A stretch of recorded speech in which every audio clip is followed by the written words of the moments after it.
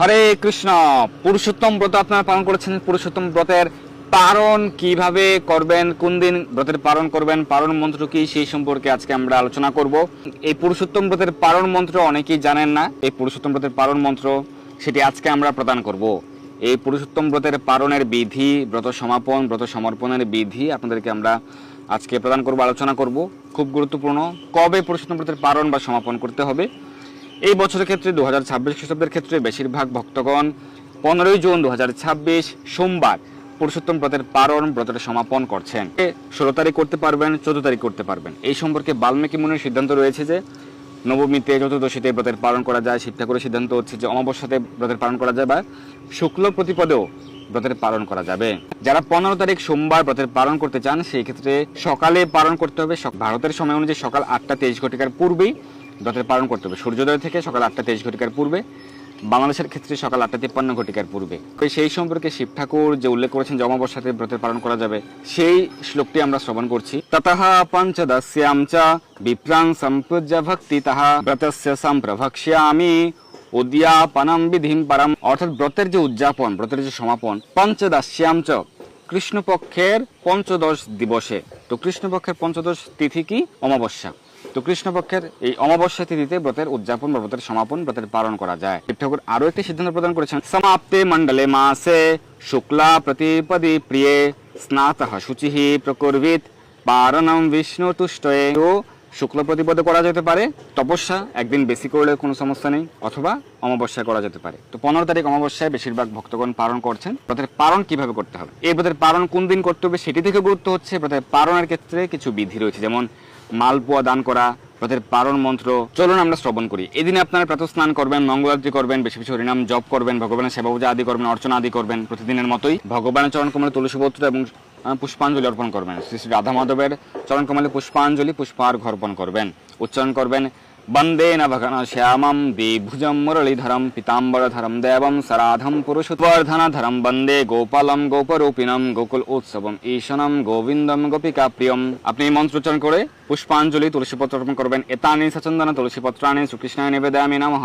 এষ সচন্দন গন্ধপুষ্পৈ শ্রীকৃষ্ণায় নিবেদয়ামি নমঃ।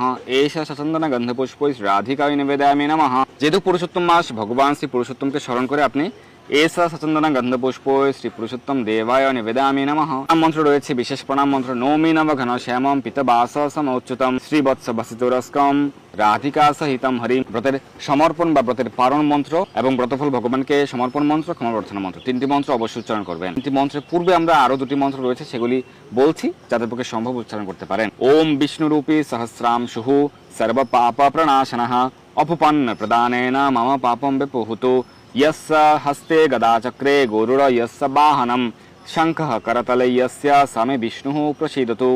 বন্দনা মন্ত্র রয়েছে শ্রী পুরুষোত্তমা গোবিন্দ লক্ষ্মীপতে জগৎপতে অনুগ্রহম কুরু মে দেব অধিক মাসে বিশেষতঃ। এখন ব্রতের সমর্পণ বা ব্রতের পালন মন্ত্র। তো এখন ব্রতের সমর্পণ বা ব্রতের পালন মন্ত্র সেটি আপনাকে কেউ প্রদান করেনি। খুবই গুরুত্বপূর্ণ শাস্ত্র উল্লেখিত ব্রতের পালন মন্ত্র, ব্রতের সমর্পণ, ব্রতের সমাপন উদযাপন মন্ত্র। অনেন পুরুষোত্তম মাস ব্রতেন শ্রীকৃষ্ণঃ সুপ্রীতো সুপ্রসন্নো বরদো ভবতু ইয়ৎকৃতম তু ময়া দেব ব্রতম এতৎ সুদুর্লভম তৎসর্বং ত্বৎ প্রসাদেন সম্পূর্ণম কুরু মাধব। এর যে ফল, ব্রত ফল ভগবান শ্রীকৃষ্ণকে সমর্পণ মন্ত্র। ব্রত ফল আপনি অন্য কাউকে সমর্পণ করতে পারেন। কায়েন বাচা মনস ইন্দ্রিয়র্বা বুদ্ধি আত্মনা বা প্রকৃতেঃ স্বভাবাৎ করমি ইয়ৎ ইয়ৎ সকলম পরস্मै নারায়ণায়েতি সমর্পয়ামি। ক্ষমা প্রার্থনা মন্ত্র রয়েছে। অপরাধ সহস্রাণি ক্রিয়ন্তে হরণি সম্ময়া সোয়ম ইতি মাম মত্বা ক্ষমস্ব মধুসূদনা।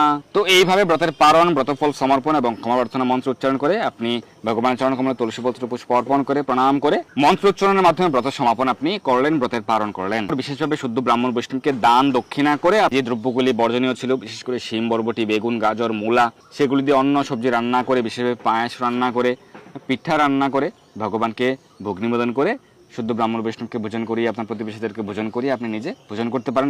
তো এই ব্রতের পালনের ক্ষেত্রে 3 জন, 5 জন, 7 জন, 9 জন, 11 জন শুদ্ধ ব্রাহ্মণ বা বৈষ্ণবকে বিশেষ করে গৃহস্থ ব্রাহ্মণ, সদাচারী, প্রসাদভোজী শুদ্ধ ব্রাহ্মণ বা বৈষ্ণবকে আপনি দান করতে পারেন, দক্ষিণা প্রদান করতে পারেন। নতুন বস্ত্র, পাদুকা, ছত্র বা ছাতা, অর্থ দান করতে পারেন, স্বর্ণ দান করতে পারেন, যার পক্ষে যতটুকু সম্ভব। আপনার সামর্থ্য অনুযায়ী আপনি দান করবেন।